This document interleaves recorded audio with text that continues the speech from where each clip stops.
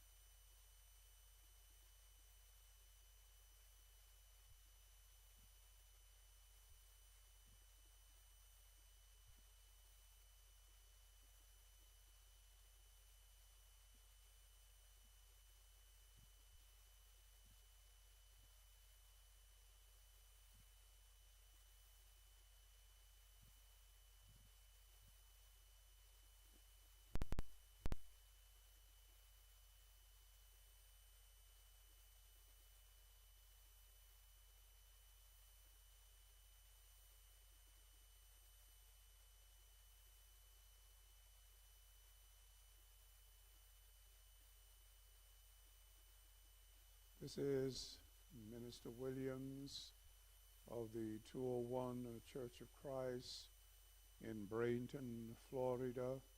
It's a good joy to be with you on today. Well, today we're going to talk with you from the subject of be risen together with Christ. Be risen together with Christ.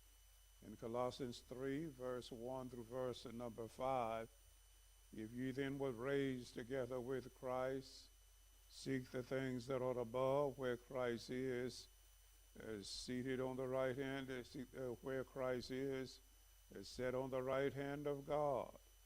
Set your mind on the things that are above, and not on the things that are upon the earth. For ye died, and your life is hid with Christ in God. When Christ, who is our life, shall be manifested, then shall ye also be manifested with him. And put to death, therefore, your members which are upon the earth, fornication, uncleanness, passion, evil desires, covetousness, which is idolatry. And so we are talking then on the subject of be risen together with Christ.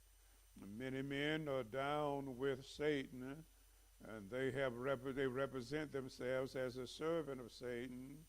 So whatever the devil wants to happen, they of course is involved. But the Christian life is a risen life. It's a risen life from the wrong. A risen life is a life. It is a life that turns from wrong. It is a life that stands up from hatred. It is a life that is lifted up from despair. In Psalms 47 and 44 and verse 7, once Jesus had finished his earthly works, and as he returned to heaven, and as he went through the gates of the heavens, it was said to him, said to those who stood by, and lift up your heads, O ye gates, and be ye lifted up, ye everlasting doors, and for the King of glory will come in. But who is the King of glory? And Jehovah strong and mighty, Jehovah mighty in power, and Jehovah mighty in battle. Lift up your heads, O ye gates, yea, lift them up, your everlasting doors, and in the King of glory will come in. Well, who is the King of glory? Jehovah hosts, he is the King of glory. Well, and so the saints must lift their heads up, beloved, and look toward the heaven. Well, the reason the Christian life is a risen life because he must arise from the counsel of the wicked, and he should stand up from the way of sinners, and he should not sit in the seat of the scoffers. It in Psalms 1 and verse 1 through 3, blessed is the man that walks not in the counsel of the wicked, and nor stand in the way of sinners, nor sit in the way of scoffers. But his delight is in the law of Jehovah, and on his law does he meditate day and night. He shall be like a tree and planted by the streams of water, an example of a risen life. It is that in Troas. As Paul was returning to Jerusalem, he stopped at Troas, and there they assembled upon the first day of the week, and they had communion, and Paul preached until midnight. And Eutychus, who sat in the window on the second floor, he fell asleep and fell down and fell dead. And Paul said, don't have any ado, for that his life is in him. And Paul raised him up in Acts chapter 20, verse 7 through verse number 10. An example of being raised to Jesus. In Mark 16 and verse number 1, and he was raised up from the dead. The Christian life is a resurrection of the spirit from the dead, which had no intellectual, emotional, and behavioral and communication with God whatsoever. You remember, as a result of Adam and Eve, they killed the spirit. The spirit of man was dead when it came to worshiping God. In Genesis 2, at verse 17, but of the tree of life, of knowledge of good and evil, thou shalt not eat of it, for in the day that thou eatest thereof, thou shalt surely die. Of course, Adam and Eve died. In Genesis 3 and verse 8, and they heard the voice of Jehovah God walking in the garden in the cool of the day. And the man and his wife hid themselves from the presence of Jehovah God among the trees of the garden. Well, they were dead. Their spirit was dead because they chose, beloved, to do that which was wrong. In Ephesians 4 and verse 8, being darkened in their understanding, alienated from the life of God, and because of it became ignorant that in them, because of the hardness of their heart. Well, and here when a person is raised up, his spirit is jump-started, and he becomes alive again. And if then you're raised with Christ, seek the things that are above, which is sit with Christ in the heavenly place. And in Colossians 2, verse 12, having been buried with him in baptism, and wherein you were raised with him through faith, and in the workings of God who raised him from the dead. Many people don't understand today how to jumpstart a dead spirit. That a dead spirit is one who worships the devil, who obeys the devil. A dead spirit is one who turns from God. But how do you raise the dead spirit? Well, in baptism, water baptism. You lower him in water baptism and raise him up, beloved, as alive. And having been buried with him in baptism, and wherein you were raised with him through faith, and in the workings of God who raised him from the dead. So then, beloved, when you go down into the water, you go down dead. And when you rise up, you come up alive, as Christ was buried dead. But when he got up from the grave in the third day, he got up alive. Ephesians 2, verse 1, and you did he make alive when you were dead through your trespasses and sin. Everybody that is involved in sin is dead through his trespasses and sin. And he must obey the gospel in order to become alive. Buried with him in water baptism, and raised with him, beloved, unto the new life. In Romans 8, in verse number 4, that the ordinance of the law might be fulfilled in us, and who walks not after the flesh, but after the Spirit. And it's amazing that in the Old Testament, that nobody could obey the law of Moses. But once we become children of God, we fulfill the law because Christ lives it in the corridors of our hearts. The aim of the Christian life is to seek the things that are above, and there are things that are below. Now, what are some of the things that are below? Hate, jealousy, faction, earthly, sensual, and devilish things. Well, what are some of the things that are alive, that are above? Well, the throne of God and of the Lamb, it is above.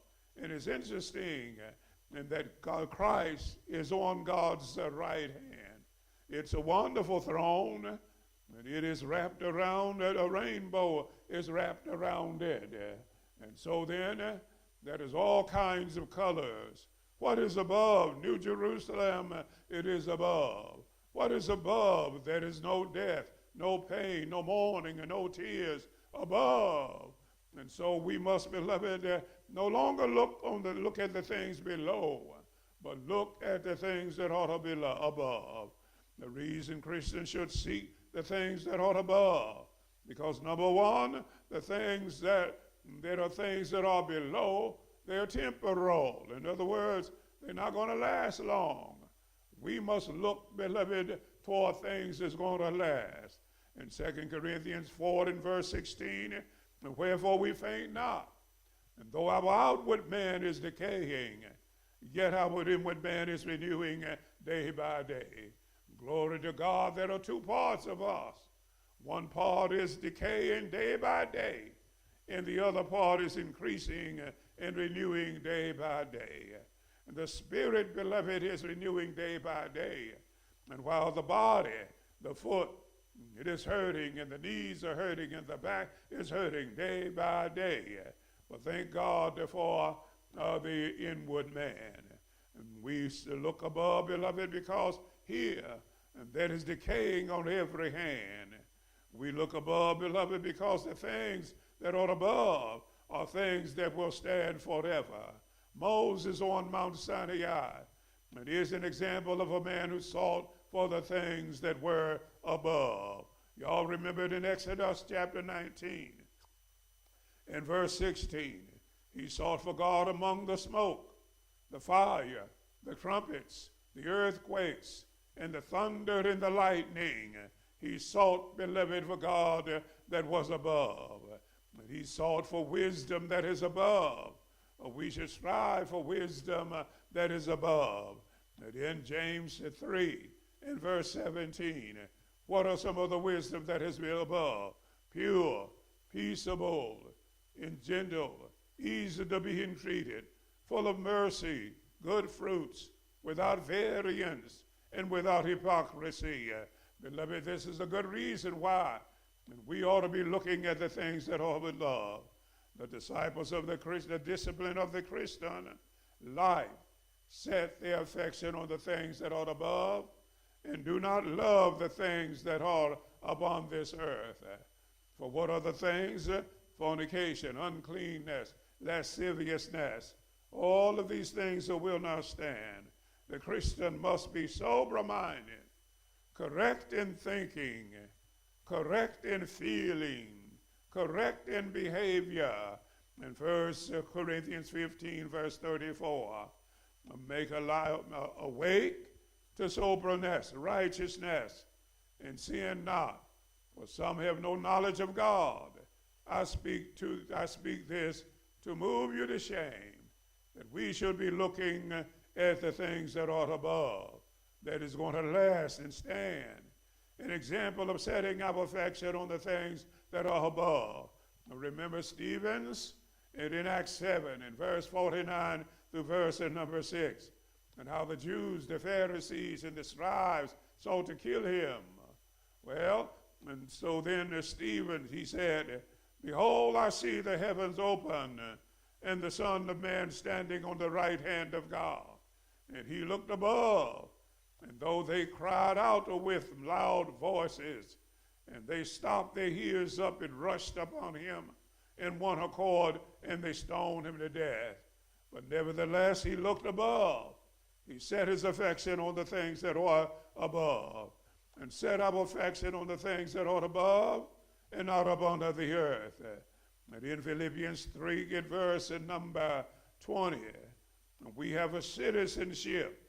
Our citizenship is above, for our citizenship is in heaven, whence also we wait for the Savior, the Lord Jesus Christ, who shall fashion anew our body of humiliation. Our fellowship, beloved, it is in the other world.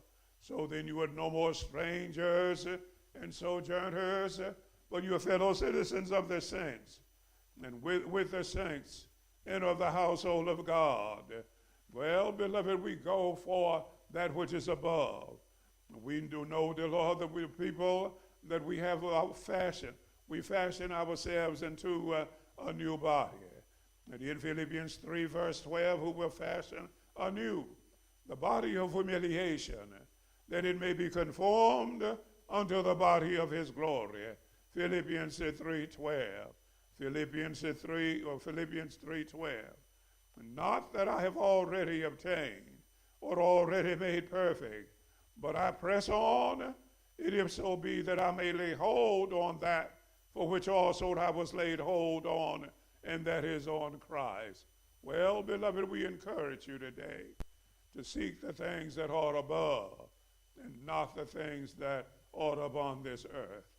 So if you have been raised with Christ, then seek the things that are above. Now listen, you went down with Christ in water baptism, and then you're raised with him the way he got up from the dead on the third day, where Christ is seated on the right hand of God. So now we look there and set our minds on the things that are above and not on the things that are on the earth. For if you're dead and your life is hid with Christ in God. May the Lord bless you. We look forward to